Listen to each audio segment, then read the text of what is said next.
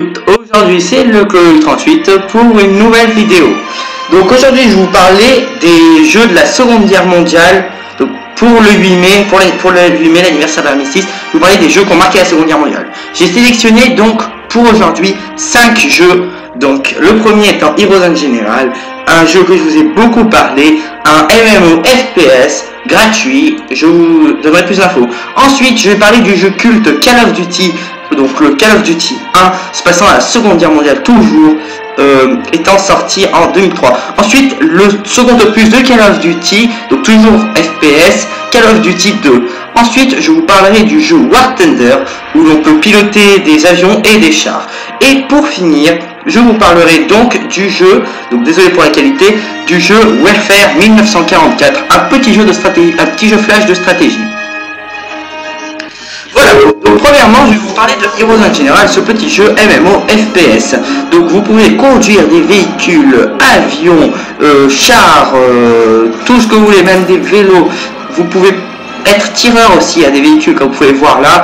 Vous pouvez, donc vous êtes dans le décor, il y a beaucoup de monde, les nouvelles parties à 25 personnes, pardon, excusez-moi, 25 personnes par équipe. Vous pouvez faire tout, acheter de l'équipement, grenades, tout ça, donc où vous intégrez les Américains, les Allemands ou les Russes maintenant. Donc voilà, avec un bon choix d'armes, beaucoup d'action, surtout dans ces jeux, beaucoup d'action, beaucoup de morts, tout ça. Enfin, ce jeu, je l'adore. Il y a donc aussi Call of Duty 1 pour son réalisme historique qui est franchement génial. Comme vous pouvez voir ici, je suis dans un planeur. Donc il y a tout le personnel du planeur, les pilotes, un très bon scénario que vous n'entendez pas parce qu'il y a la musique qui cache et puis bon le reste. Voilà, bon, ils ont vraiment des armes historiques telles que Sten, les fusils Mark IV britanniques, tout ça, donc c'est vraiment des pilotes. Bon, pas de commentaires là sur la Sten, bref, voilà, donc c'est vraiment historique, et puis donc voilà, l'atterrissage va arriver bientôt là, donc c'est vraiment un jeu ancien parce que vous avez une barre de vie. Contrairement aux autres Call of où vous prenez une balle et puis vous régénérez les vies, là vous ne vous régénérez pas les vies, sauf quand vous trouvez des trousses de secours. Donc là voilà, l'atterrissage va avoir lieu, vous allez voir, hop, on arrive, sortez les parachutes, je lis les sous-titres parce que peut-être que vous les verrez pas très bien, et voilà, et donc là, je vais tomber dans le commun, enfin dans un, ça va faire un petit, allez voilà, boum. Donc voilà, ce jeu est très réussi pour l'historique. Cela c'est vraiment Pegasus Bridge qu'on voit avec un bunker. Ce qui fait penser d'ailleurs à un extrait du jour le plus long que je ne vais pas pouvoir passer, question de droit d'auteur. Voilà, donc vous allez pouvoir voir, donc là j'ai une Brent. Voilà, content que vous soyez parmi nous. Donc là effectivement, ils n'ont pas remarqué l'atterrissage, même si le planeur est juste un peu derrière. Donc voilà, l'idée est de shooter les nazis comme dans d'autres jeux connus de guerre. Bien sûr, donc vous commencez l'assaut et le but étant de prendre le pont pour que les nazis ne le fassent pas sauter pour les convois, contre les convois américains. Ce pont étant très stratégique, donc vous faites partie de l'unité Pegasus anglaise. Et donc voilà, vous devez sauver le pont. Dans Call of Duty 1, il y a également une autre bataille très connue, donc la bataille de Stalingrad. Donc que vous pouvez voir ici, donc les péniches de débarquement, enfin des petits bateaux de transport russes en fait. Où on voit la propagande qui disent un soldat soviétique tué, 10 dès leur tomberont, donc en parlant des Allemands, ils disent qu'on sera mieux équipé, tout ça, alors que les Russes, je vous signale, se battaient avec un fusil pour 5. En fait, au champ de bataille, un fusil pour 2, comme vous pouvez voir tout à l'heure. Donc cette partie du jeu est vraiment tirée du film Stalingrad, qui était sorti je ne sais pas quand. Un film très bien d'ailleurs où on peut voir vraiment qu'ils exécutaient les gens, qui n'avaient pas de pitié pour les traîtres, enfin pour les gens qui se repliaient. On peut voir le réalisme du jeu, même si bon Call of Duty 2 datant de 2003, Call of Duty 1 pardon datant de 2003 était vraiment génial pour son époque. On peut voir le réalisme de tout ça, des explosions, de Stalingrad que l'on voit devant nous, voilà. Et puis surtout des Stuka, donc des Ju-87. Junker 87 qui arrivent et qui font des raids pour empêcher les Russes de traverser le fleuve. Donc je crois que c'est la Volga. Voilà, vous pouvez voir, c'est très très réaliste. Hein. Voilà, les raids de Stuttgart. Et effectivement, comme je disais, ils exécutaient les traîtres, donc ceux qui s'enfuyaient. Comme vous pouvez voir maintenant. Voilà. Ils tiraient sur les traîtres. Comme on peut voir. Donc là, on est vraiment un homme de troupe. Enfin, vous êtes un peu une exception dans le 1 quand même. Contrairement au 2, vous êtes vraiment un homme de troupe. On reviendra sur le 2 tout à l'heure. Donc voilà, vous débarquez. Et là, vous allez... Enfin, quand on fait ça, on entre dans le champ de bataille de Stalingrad. La vraie guerre de Stalingrad. Donc voilà, on débarque et... Boum. Voilà, notre bateau s'est sauté. On est les seuls survivants. Comme on peut voir ici, voilà, le bateau qui coule. Là, bon, c'est un peu mal fait parce qu'ils ont des Walter P34 dans leurs mains. Mais bon, donc comme ils disent là, je sais que vous entendez pas très bien. Du coup, ils disent un soldat a un fusil, l'autre a donc un fusil chargé avec 5 cartouches, Mosin-Nigel, l'autre a les munitions. Donc on peut les voir. En fait, c'est le soldat qui a les munitions suit celui qui a le fusil, comme dans la réalité historique et comme dans le film Stalingrad d'ailleurs. Voilà, donc là, à chaque fois, en fait, on se fait bouger pour avoir les munitions. Voilà. Et donc, nous, on a les munitions Mosin-Nigel, 5 cartouches. Donc, vous pouvez voir ici le réalisme, parce qu'il y a beaucoup de blessés, et voilà, la charge Stalingrad. Ensuite, nous voici donc sur Call of Duty 2, le jeu élu meilleur jeu de l'année 2005-2006. Par son réalisme du débarquement, donc environ 600 hommes, 600 PNJ en fait, ont été créés pour le débarquement de la pointe du Hoc. Donc vous faites partie des divisions du génie.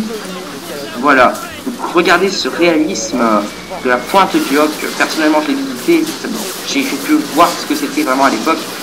Franchement, c'est très réaliste. Hein. Donc ce jeu date de 2005. 2005, ce jeu est génial. Ce qui a fait connaître ce jeu, ça. Voilà, donc là vous pouvez voir le réalisme avec des scènes un peu inspirées du soldat Ryan, même si le débarquement est normalement à Utah. C'est vraiment très inspiré du soldat Ryan, ces scènes.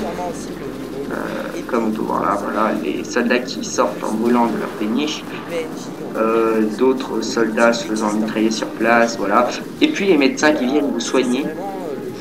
Voilà, vous faites tirer et qu'il n'y a pas vraiment de pitié en fait dans le jeu, comme vous pouvez voir là, voilà, le médecin qui va se faire flinguer juste là en portant un blessé.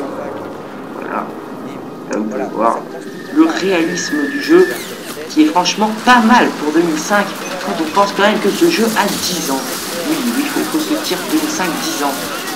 Pour 10 ans, moi je vous dis, ce jeu, il était vraiment beaucoup en avance sur son époque. Voilà, donc là vous pouvez voir avec un sniper donc, de M1903, je pense. Oui, ça doit être 1903. Donc voilà, le but est de rejoindre des objectifs étoiles, que là j'ai raté bien sûr, pour monter donc à la pointe du Hoc et faire la bataille. Vous pouvez ramasser les armes sur place, c'est relativement pas mal d'ailleurs. Voilà, vous pouvez revivre le débarquement pointe du Hoc, comme vous pouvez voir là. Regardez, vous pouvez voir la plage, là, avec tous les soldats, donc comptez les 600 avec les morts, hein. Regardez les soldats qui tombent, qui sont fait tuer et qui tombent, je trouve ça vraiment réaliste. Bon, par contre, l'histoire de l'explosion au début, c'est tout le temps comme ça, hein, que vous mettiez en n'importe quel niveau. Après, c'est juste que les armes font plus ou moins de dégâts sur vous et que les soldats seront plus efficaces. Donc voilà, après, vous arrivez sur la pointe du Hoc où il y avait effectivement des tranchées. Et on retrouve dans le contexte historique, on doit faire sauter des canons, donc le vrai contexte historique, pour empêcher l'envahisseur nazi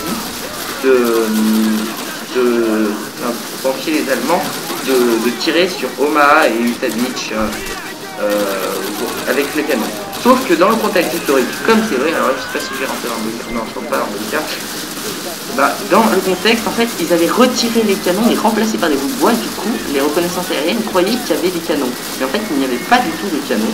Ils avaient juste remplacé ça. Donc là, vous pouvez voir, j'ai Thompson qui doit balancer des grenades fumigènes pour qu'on ne tire pas dessus. Voilà, pas comme là. Voilà, et voilà, les canons avaient été remplacés, enfin, avaient été délocalisés, et donc en fait c'était un peu un débarquement inutile, on va dire. Après il fallait toujours tirer. Voilà, comme vous pouvez voir ici dans ce bunker, voilà, le mec avec la MG42, il est apte, donc il n'y avait pas de canon, comme vous avez pu voir. Donc voilà, vous avez vraiment des zones, des vrais bunkers qui ont été refaits bien comme à l'époque, pour montrer le réalisme de ce jeu. Et bon, ce jeu est vraiment très réaliste, comme vous pouvez voir donc là.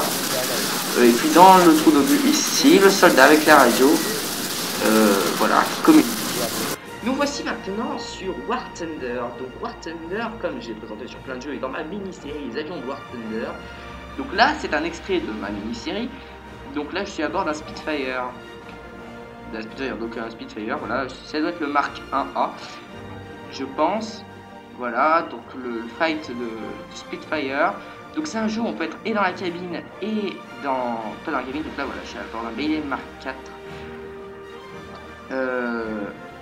Donc c'est très réaliste, hein, ce jeu. Moi j'admire ce jeu, c'est vraiment de la simulation, quoi. On a vraiment tous les rôles, bon il y a des arcades, des mouvements impossibles, vous voyez, par exemple le viseur de bombe. Donc je suis en très haute altitude actuellement à 3800 mètres. Les forteresses volantes étant bien moins maniables. Donc là c'est la partie avion. Maintenant il y a aussi des chars, donc les chars connus, je vais y revenir. Le M3 Stuart, donc actuellement donc là c'est le M2, excusez-moi. Donc le M3 Stuart est comme le M2, un petit peu modifié en blindage. Et ben voilà, c'est vraiment des chars qui n'ont pas vraiment, enfin qui ont été connus au début de la guerre, mais qui ont très vite été remplacés par le M5, qui ensuite ont été remplacés par le M4. Donc là vous allez voir vous voyez le M2A4, excusez-moi pour l'erreur de texte. Et bientôt le M3 Stuart, donc qui est quasiment pareil, avec un canon de 30 mm, si je me trompe, 30-35 mm, bien possible. Voilà, c'est quasiment le même que le M2A4, le M3, c'est pour ça que j'ai marqué M3 en tout. Ensuite, vous avez le Medium, M2 Medium, donc un char également dans War Thunder, qu'on peut avoir avec un canon de 75 mm, donc peu connu. Ici, le Junker 87B2, JU87B2, j'ai déjà fait ma première vidéo de test avion War Thunder dessus. Donc un avion dit surtout le Stuka, connu sous le nom de Stuka, donc très très connu dans l'aviation allemande.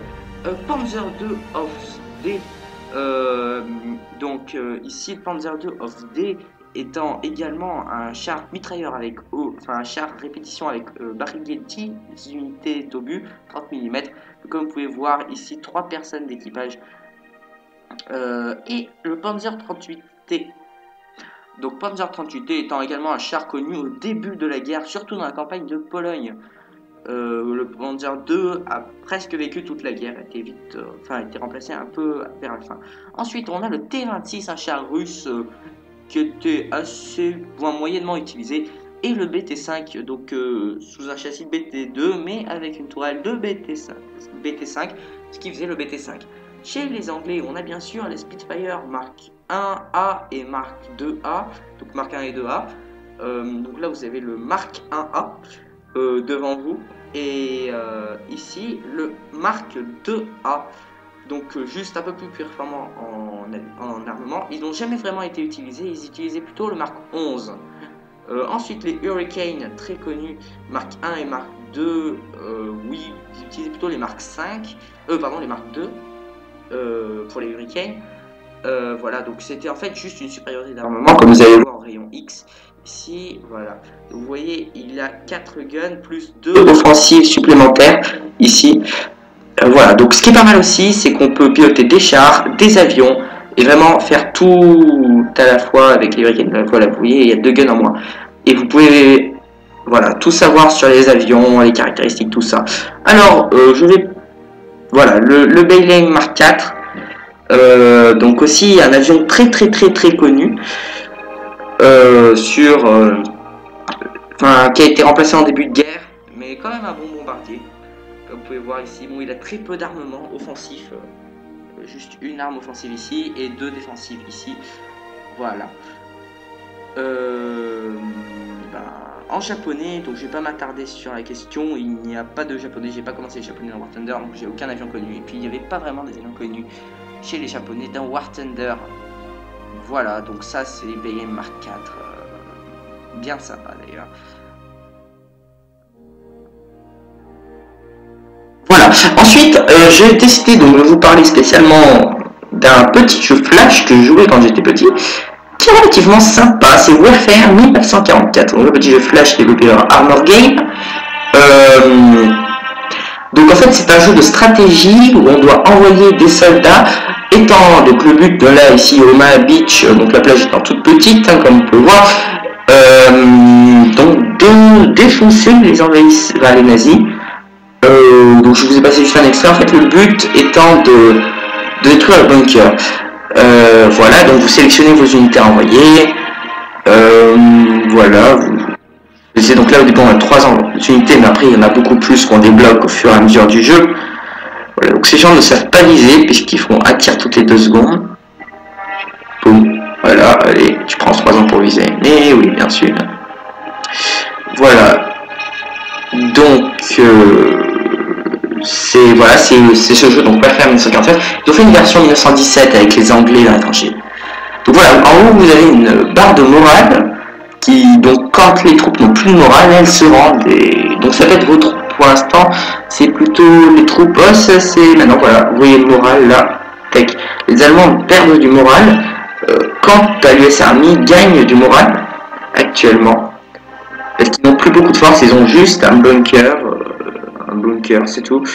Donc voilà, ils perdent le moral au fur et à mesure. Et si ils ont plus de morale, si on gagne l'objectif, on a gagné. Et s'ils n'ont plus de morale, et ben ils se rendent. Du coup, on a gagné également.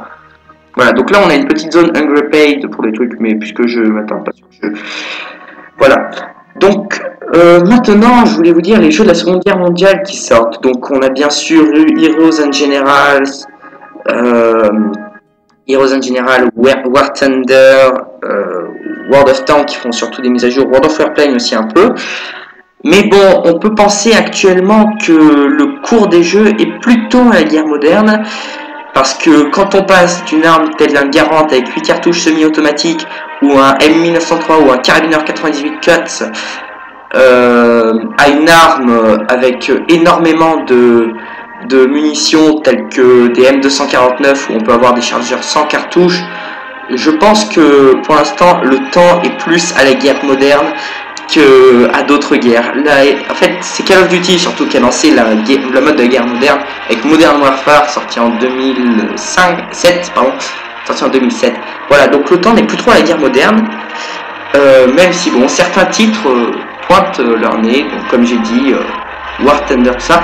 Et par contre, on a bientôt un nouveau jeu développé par Wargaming.net, donc les créateurs de World of Tanks, de World of Warplane, qui sont en train de développer, qui sort bientôt, il est déjà sorti en bêta test, World of Warship.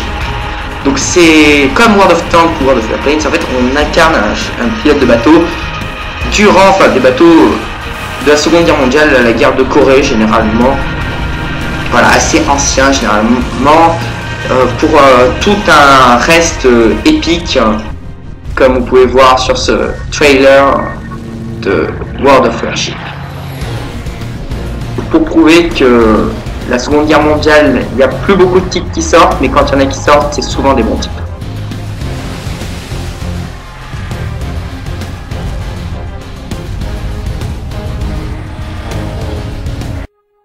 En tout cas, je vous remercie d'avoir vu cette vidéo.